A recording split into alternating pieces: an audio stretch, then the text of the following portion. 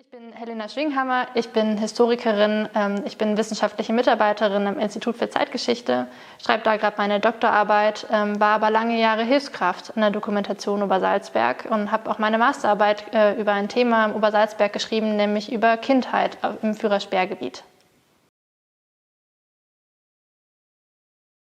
Es war so, dass mich Albert Feiber, der stellvertretende fachliche Leiter der Doku, gebeten hat, ein Bild zu identifizieren, was heute auch in der Ausstellung hängt. Und auf diesem Bild, das ist ein Geburtstagsfoto mit Hitler, umringt von ganz vielen Erwachsenen, aber auch von einigen Kindern.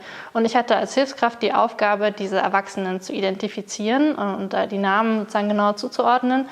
Und dann habe ich mich aber in meiner Ehre gepackt gefühlt und wollte nicht nur die Erwachsenen, sondern auch die Kinder identifizieren und habe festgestellt, dass das gar nicht so leicht ist, weil es bisher ganz wenig über die Kinder im Führersperrgebiet gibt. Und dann habe ich ein bisschen recherchiert und festgestellt, dass man darüber eigentlich schon was schreiben könnte und forschen könnte. Und so kam ich auf dieses Thema und habe dann meine Masterarbeit darüber geschrieben.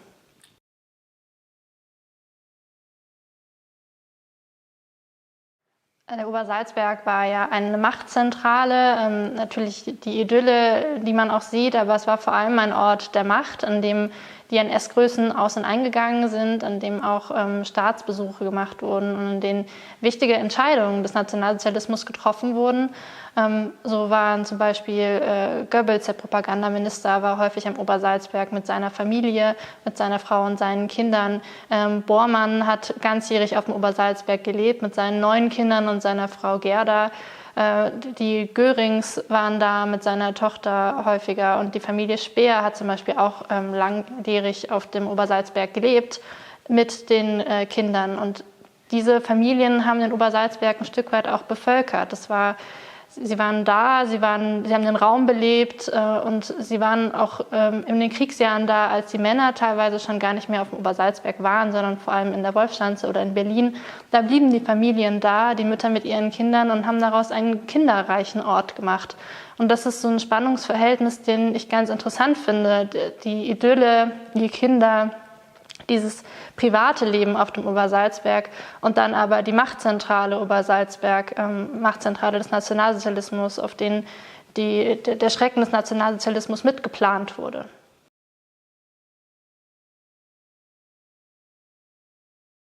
Also die Kinder haben im Nachhinein ihre Kindheit hier sehr idyllisch dargestellt, haben gesagt, es war eine unpolitische Kindheit, auf dem Berg abgeschottet von auch dem Leiden der Bevölkerung während des Krieges, abgeschottet vom Holocaust und abgeschottet ein Stück weit von Politik.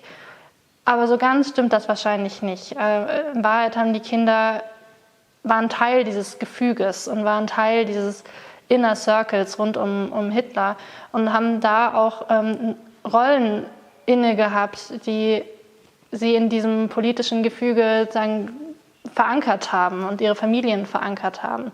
Und deshalb war für die Kinder das wahrscheinlich ein toller Ort, groß zu werden. Sie hatten da Privilegien, es gab einen Kindergarten, es gab eine Schule, es gab sogar ein Kino. Sie waren mit Lebensmitteln immer gut versorgt und sie haben lange Zeit nichts von dem mitgekriegt, was andere Kinder im Reich dann auch mitmachen mussten. Und deshalb war das ein privilegiertes Leben auf dem Berg. Es war bestimmt ein idyllisches Leben auf dem Berg, aber es war eben auch kein unpolitisches Leben auf dem Berg.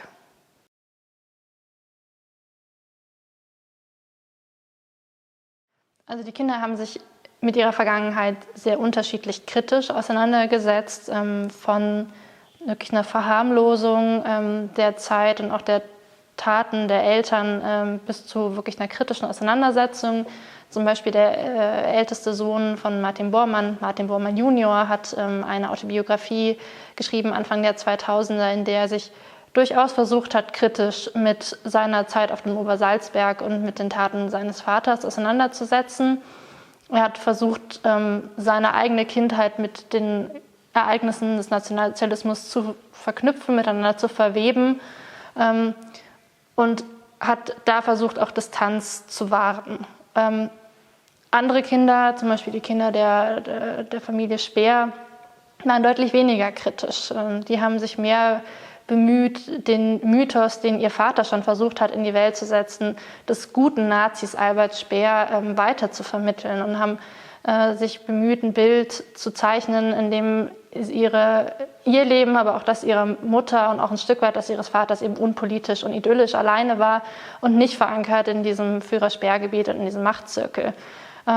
Also die Kinder haben sich sehr unterschiedlich damit auseinandergesetzt. Es gab gerade Anfang der 2000er so eine richtige Welle, in dem diese Kinder auch wieder an die Öffentlichkeit gegangen sind, Interviews gegeben haben und eben auch 2 Autobiografien verfasst haben. Und das sind heute aber wichtige Quellen, die man nicht unkritisch lesen darf, die man sich genau angucken muss und gucken muss, ob das wirklich alles so stimmen kann, was da drin steht und einordnen muss auch. Aber es sind wichtige Quellen für Historikerinnen und Historiker heute, um diese Kindheit auf dem Obersalzberg ein bisschen besser zu fassen.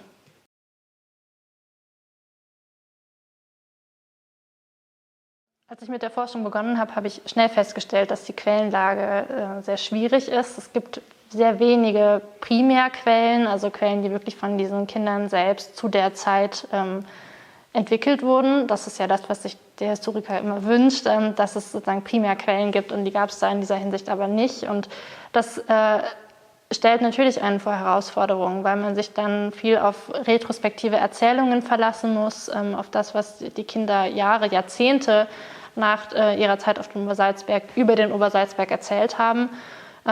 Und ich glaube, das kennt man ja, dass Kindheitserinnerung auch so eine schwierige Materie ist und dass man immer nicht so genau weiß, war es jetzt wirklich so, wie man das erinnert, überlagert man da vielleicht ein bisschen sein Wissen, was man danach errungen hat über diese Erinnerungen, erinnert man sich wirklich auch kritisch an die Mutter oder an den Vater.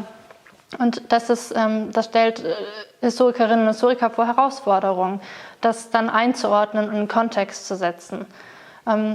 Und wir haben auch von den Eltern Quellen über ihre Kinder. Am prominentesten sind die Briefe des Ehepaars Bormanns, die sich mit der Politik auseinandergesetzt haben, aber auch mit der Erziehung ihrer Kinder. Das ist eine ganz wertvolle Quelle für diese Arbeit gewesen, weil man da wirklich auch was herausfindet über die nationalsozialistische Gesinnung auch der Mutter und deren Kindheitsideale oder auch deren Vorstellungen, wie man ein Kind nationalsozialistisch erzieht. Also das waren ganz wichtige Quellenbestände, und sonst muss man wirklich versuchen, diese Erinnerungen, diese retrospektiven Erzählungen miteinander zu vergleichen, in Einklang zu bringen und schauen, was ist jetzt wirklich eigentlich der Wahrheitskern daran und was ist vielleicht irgendwie falsche Erinnerungen oder auch bewusst gesetzte Mythen, die da drumherum gesponnen wurden. Also muss man mit sehr viel Fingerspitzengefühl auch an diese Quellen rangehen.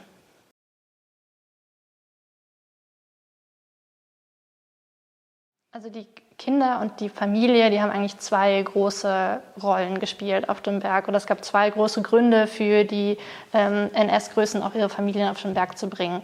Das eine war das Thema Repräsentanz. Also wenn der Vater selbst nicht auf dem Obersalzberg war, dann war zumindest die Mutter und die Kinder noch da und haben den Vater in Erinnerung gehalten. Wir haben die Brücke zu Hitler und zum Berghof weiterhin gespielt und waren eben vor Ort und da und haben so in gewisser Weise den verlängerten Arm des Vaters dann auch auf dem Berg gespielt.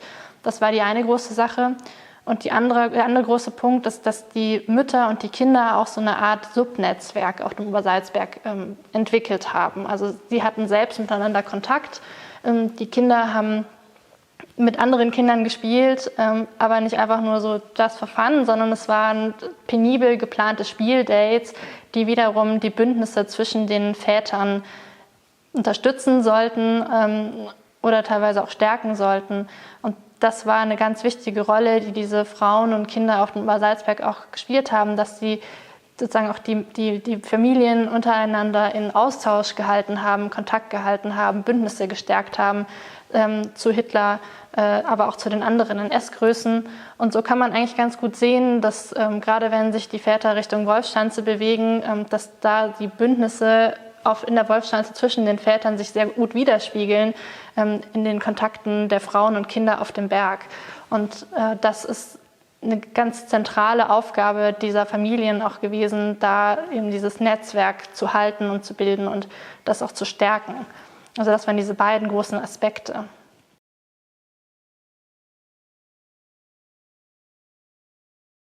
Diese Erzählungen von den Kindern später muss man sehr kritisch betrachten.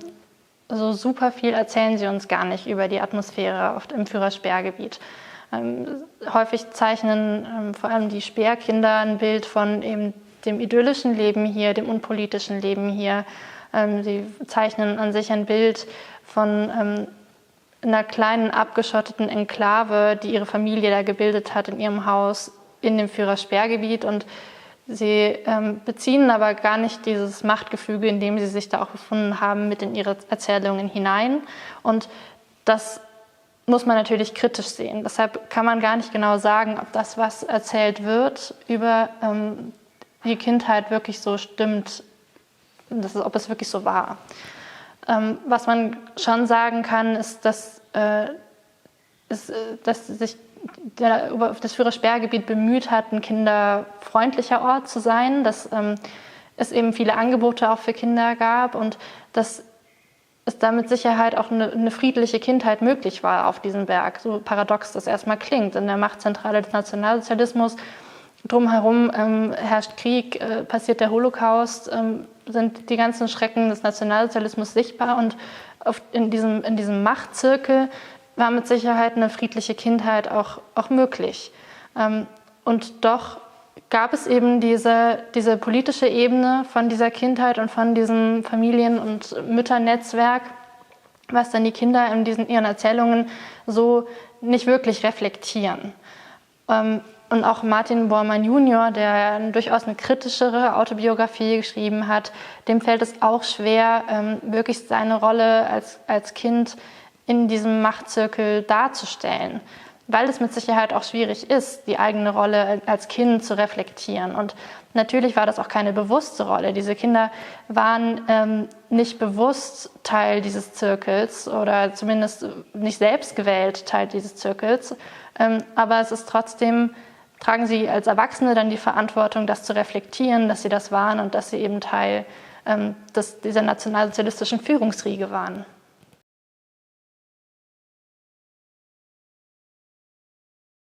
Also das tragischste Beispiel ist natürlich die Familie Goebbels. Josef und Magda Goebbels haben ihre Kinder umgebracht im Führerbunker in Berlin. Sie haben offenbar das Leben ihrer Kinder als nicht mehr lebenswürdig in einem nicht-nationalsozialistischen Deutschen Reich betrachtet und haben ihre Kinder umgebracht und dann sich selbst. Das ist natürlich eine der tragischsten Geschichten von diesen Kindern in der Nachkriegszeit. Und die anderen Kinder sind aber in der Regel geflohen dann vom Obersalzberg. Mit der Bombardierung des Obersalzbergs spätestens ist zum Beispiel die Familie Bormann dann nach Südtirol geflohen und haben da an sich ein ganz unbehelligtes Leben dann auch geführt oder aufbauen können. Also die großen Brüche in den Biografien der Kinder sind nicht unbedingt zu beobachten, obwohl sie ja eigentlich den großen Fall gemacht haben von den Promi-Kindern zu den Täterkindern. Aber in Wahrheit haben die meisten Kinder ihr Leben trotzdem erfolgreich gestalten können. Und zum Beispiel der Martin Bormann Junior, der älteste Sohn von Martin Bormann, ist Pfarrer geworden später und hat dann über seinen Katholizismus ein Stück weit die Distanz zum Nationalsozialismus gefunden und sich damit kritisch auseinandergesetzt. Und der hat eben auch eine ganz interessante Autobiografie geschrieben, in der er sich damit auseinandergesetzt hat und das auch aus so einer katholischen Perspektive betrachtet hat. Und das ist, finde ich, einen ganz interessanten Lebensweg von Martin Bormanns Sohn zum katholischen Pfarrer. Und sonst ist von Kindern auch nicht immer viel zu hören gewesen. Also es gab einige Kinder, die Interviews gegeben haben, die Autobiografien geschrieben haben. Es waren aber, sind viele Kinder auch einfach dann abgetaucht und haben sich nicht mehr öffentlich geäußert, haben sich ja auch nicht zu ihren Vätern, die ja teilweise dann auch nicht überlebt haben, geäußert, sondern sind einfach in ihre Leben so eingetaucht, ohne dass wir da wirklich wissen, worum es ging oder was sie gemacht haben danach.